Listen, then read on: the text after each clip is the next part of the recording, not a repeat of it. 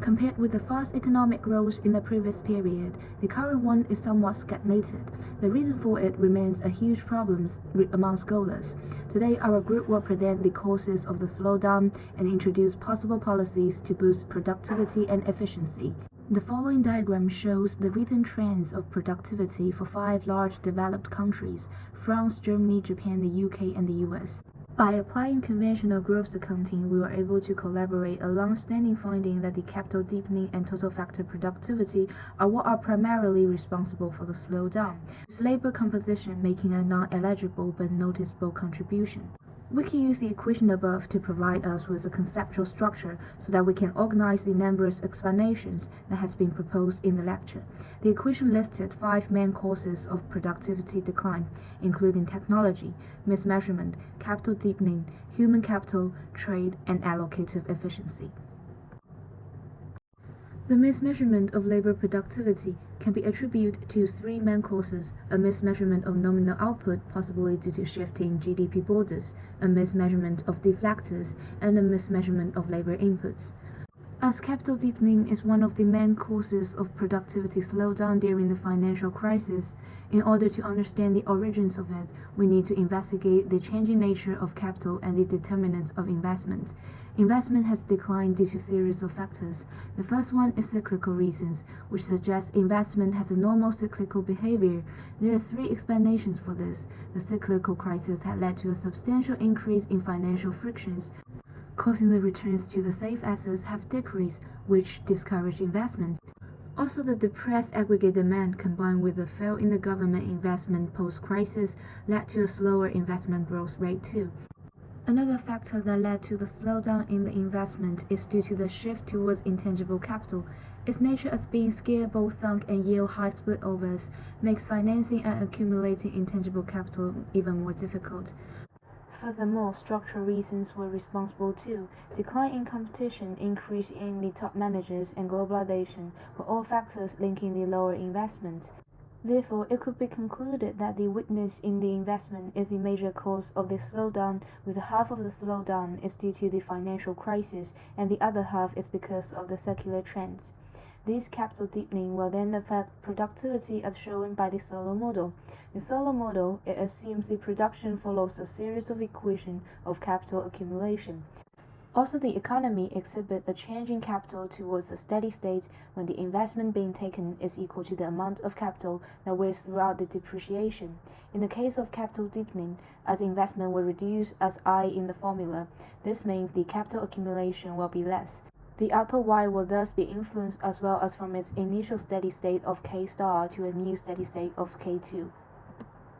Possible explanations of the slowdown of the increase in productivity includes changes in labor market, trade, labor conditions, and technological changes.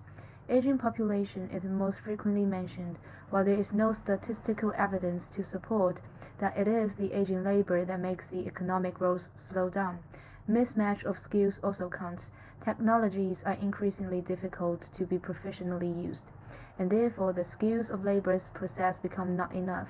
To remedy the lack of skills, the newly invented techs tend to be less proficient in order to make it easier to use. Both the insufficiency of skills and the deterioration in the level of proficiency is the fall in the quality of the technology developments, namely a fall in the quality of A. Therefore, the productivity increases at a lower rate. The third is difficult trade-off between leisure and work. Better entertainments attract lots of people from work to leisure. Studies suggested that currently fewer people would like to work compared with before. The direct effect is a decrease in the labor hours of production, namely a fall in L in the production function. Finally, institutions should account for deterioration. Firms are unable to find inefficient laborers quickly, which leads them to paying consistently for unnecessary labors because of the non-compete contracts. Consequently, they have less money for research and development, and workers are encouraged to work less hard. This leads to a fall in the quality of L and a decrease in the growth rate of A. Finally, structural changes like discriminations and gig economy both have an effect on the labor productivity. Aside from the labor market, the slowdown in the global trade affects much. Trade enables technologies and knowledge to spread widely and provide cheaper production, competition, and specialization, which all contribute to higher efficiency. However, because of the double cross of financial crisis, especially in G7 countries, the protectionism caused by the increasing popular right-wing populism, the demand of trade falls sharply. Inevitable, the benefit of trade contributing to the increase in productivity decreases. As the conclusion shows, the more open trade generates more occupational opportunities, while less open trade accompanies higher unemployment rate. This change comes to an inefficient use of domestic resource of labor. Quantitatively, the fall in the trade explains 0.26 pp of the change in the US and 1 pp change in the UK and Japan. Nonetheless, there's no data to support the conclusion of the collective effect in the large areas. Changes in the market also result in the slowdown of productivity. The first reason is the inactive of small and new businesses. There are fewer entries of the businesses in the market and the market share of the smaller ones decrease. Consequently, competition level decreases provided that large firms tend to cooperate cross-sectionally. They are not likely to invest on research and development to attract consumers, innovation and technological enhancement, and therefore productivity falls. Secondly, zombie firms cause government failure. Zombie firms are the ones that cannot survive on its own revenue. They survive upon government subsidies. Therefore, the use of resources in those firms are inefficient. Technological process has been the key driver of economic growth and development over the past few centuries, which has been illustrated by the Roman model. The Roman model is a theoretical framework that expands the economic growth as a result of technological process through investment in the research and development. However, there is debate among the economists regarding the potential for future technological progress. Pessimists argue the previous technological developments has passed and the new ones are not likely to lead to similar growth like them. Optimists are, on the other hand, suggested that new technologies like ICT and AI are not yet in the mature state but hold great potential for growth. Research and development investment, which is the key driver of technological progress, has been fallen all over from the recession. However, many investment has been made in the medical fields, which could lead to the growth in productivity despite the investment being disputed.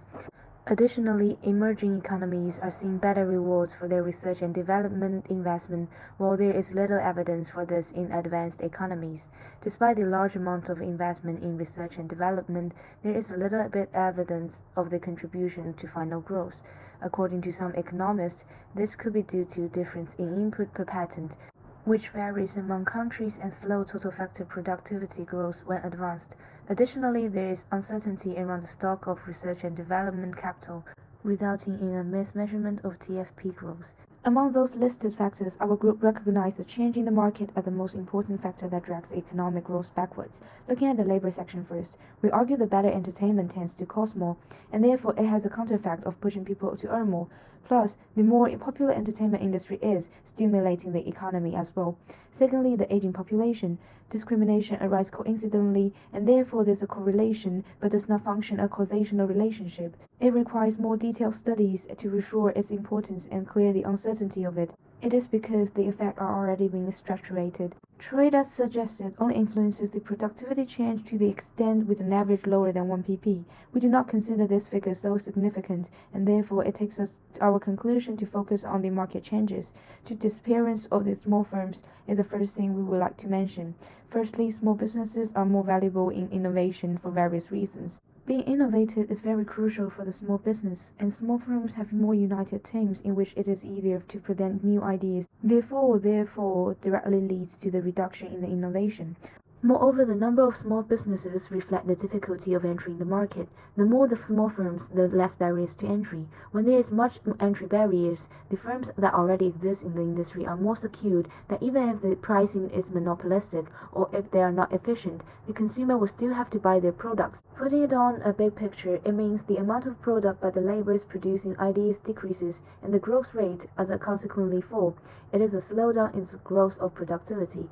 Our group provides several solutions to remedy the lack of small firms. Firstly, we suggest the government should subsidize small firms at the starting point. Research shows that the largest difficulty for small firms is that they do not have the ability to compete with already thriving large firms, while with subsidies, small firms are at least more likely to survive over the large firms. Secondly, we argue that there should be more protection for the rights and profits for the innovators. We suggest that there would be longer patent protection time for valuable patents, and even individual rewards for national level to researchers involved in. Only can enough benefits push more firms into research and development.